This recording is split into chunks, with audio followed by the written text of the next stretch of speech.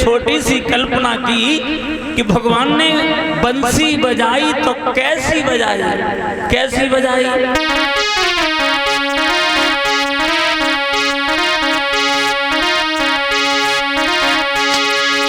कि ऐसी बजाई गई, कैसी बजाई कि ऐसी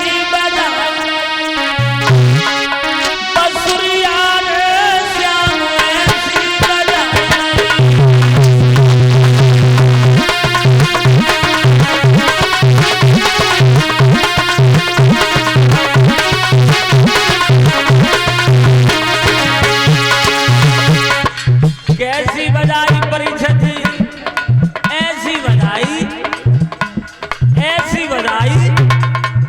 उस बंसी की आवाज जिस गोपी के कान में पड़ी, वो गोपी भाग खड़ी हुई। कहां? जहां से आवाज आ रही थी बंसी की। अगर कोई गोपी खाना बना रही थी तो एक रोटी तवा पे एक हाथ में ही लेके भाग खड़ी हुई। अगर कोई श्रृंगार कर रही थी, बंसी की धुन कान में पड़ी, श्रृंगार करना भूल गई, एक आंख में काजल लगा लिया, दूसरे का ध्यान ही नहीं रहा, ऐसी बंसी बजाई। अगर किसी गोपी को अपने ससुर को भोजन देना था और गाय को चारा डालना था, लेकिन बंसी की धुन कान में पड़ी तो ससुर को चारा डाले आई और गाय को भोजन दे आई, ऐसी बंसी बजाई। किसी के नाक में कुंडल बुला के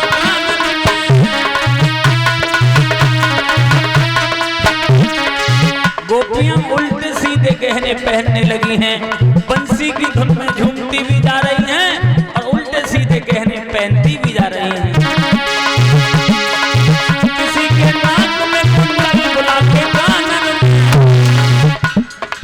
किसी के होठों में सुरमाल पिचका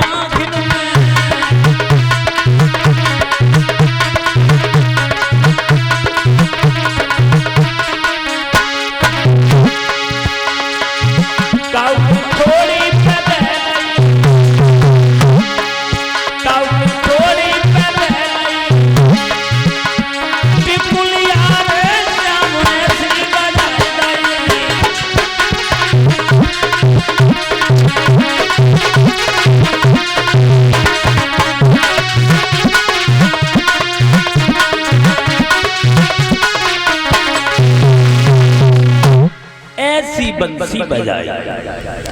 भगवान कन्हैया ने जब बंसी बजाई तो उस बंसी की धुन को सुन के गोपियां बंसी की धुन में झूमती भी जा रही हैं और भाग भाग के वहीं आने लगी हैं जहां भगवान कन्हैया मुरली बजा रहे हैं।